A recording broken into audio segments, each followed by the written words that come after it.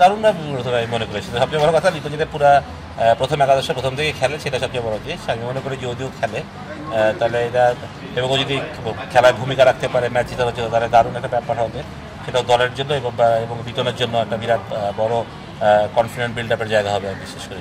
এখানে আসলে মানে এরা সবাই রেডি আছে, মানে এমন না যে কেউ রেডি। এত বছর ধরে ক্রিকেট খেলছে, ক্যাপ্টেন্সির গুণটা লিটন বাংলাদেশের ক্যাপ্টেন্সি করেছে অলরেডি, সুতরাং ওর মধ্যে যে অ্যাবিলিটি আছে সেটা তো আমরা জানি।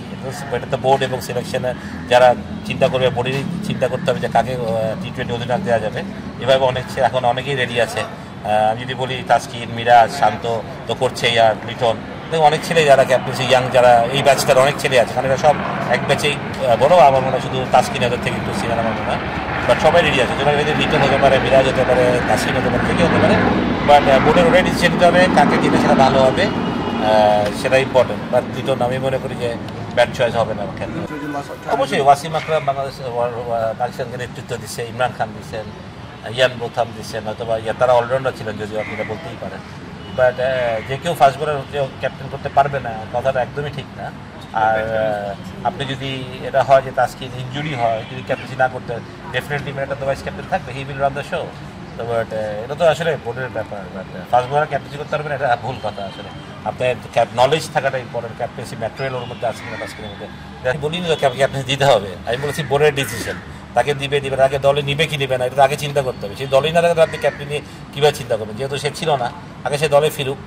তুমি যদি তার উপরে কনফিডেন্ট থাকে, আমি মনে করি লিটন এখনও বাংলাদেশের মতো টপ ব্যাটসম্যান। খারাপ সময় মানুষের দেয় তো একটা ব্যাট প্যাচ থাকতেই পারে, বাট লিটন আবার একটু ব্যাক করবে আমি এটা বিশ্বাস করি, চরমভাবে বিশ্বাস করি যে ভেরি স্ট্রং প্লেয়ার।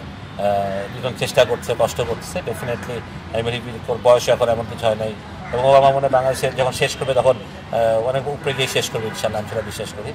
বাট হ্যাঁ, আগে লিটনকে ফিরতে হবে, তারপর অধিনায়কত্ব বিসিবি দিবে কি দিবে না, কাকে দিবে আমি সেটা বললাম, এটা তো বাংলাদেশ আগে দিতে পারে, বাট আগে লিটনের বাংলাদেশের দলের ফিরে আসাটা খুব জরুরি। আমি সেটা বলি সুনীল সিরিজে যেটাই বাংলাদেশের এখন সেটাই হওয়া উচিত। তাই আমি বিলিভ করি আমাদের এই কন্ডিশনে, এই গরমে জিম্বাবুয়ে আমাদের সাথে আমার মনে হয় না, আমরা we are very strong team. আমার মনে হয় যে আমরা ভালো খেলছি না বলে অনেক কথা হচ্ছে, বাট আমাদের মধ্যে অ্যাবিলিটি আছে, ছেলেরা ভালো ক্রিকেটার সবাই।